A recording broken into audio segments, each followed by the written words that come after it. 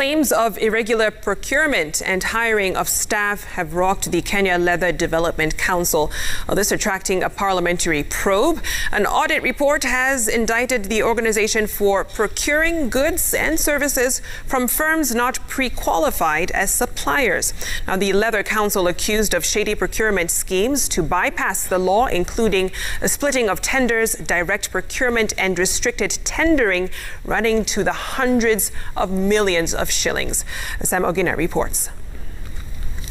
The report from the Auditor General's office for the year ended June 2020 details wanton disregard of the law at the Kenya Leather Development Council. The auditor states that the council procured goods and services worth 53.2 million shillings through restricted tendering.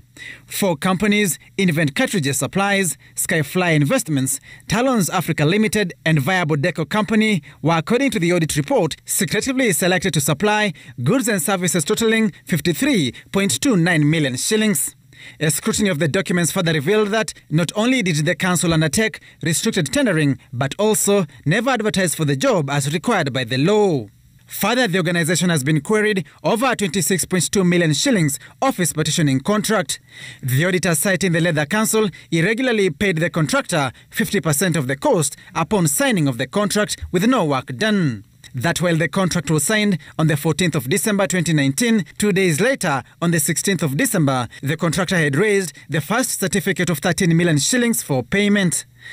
The audit report further stated the entire payment of 26 million shillings could not be supported.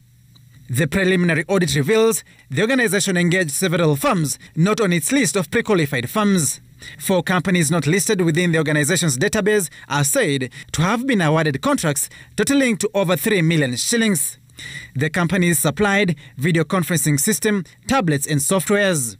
According to the Auditor General, this was in contravention of the Public Procurement and Disposal Act, and the Council should explain how they identified the suppliers, yet they are not pre-qualified at KLDC.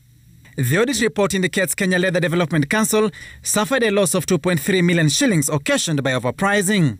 That while it procured goods from suppliers at prices stipulated in the tender, a market survey conducted revealed the prices quoted were far much higher and above the prevailing market prices.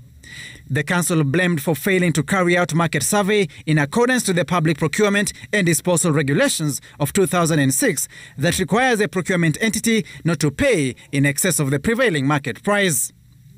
In defense to the audit queries, the Kenya Leather Development Council Chief Executive Officer Isaac Nur indicated the procurement methods used was not for avoiding competition, but rather pushed by the agency in the requirement of the goods and services procured. In spite of the glaring anomalies singled out by the Auditor General's report, the Council is also walking a tightrope. Already 5 tanneries have closed down in the last 5 years under the watch of the Council. The 5 include Athi River Tanneries, Leather Industries of Kenya, Times Tanneries, Nzigo Tanneries and Nairobi Tanners.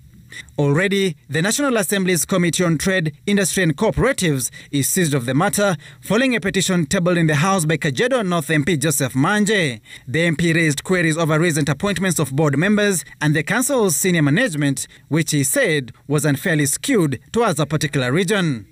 Sam Ogina, Citizen TV, Nairobi.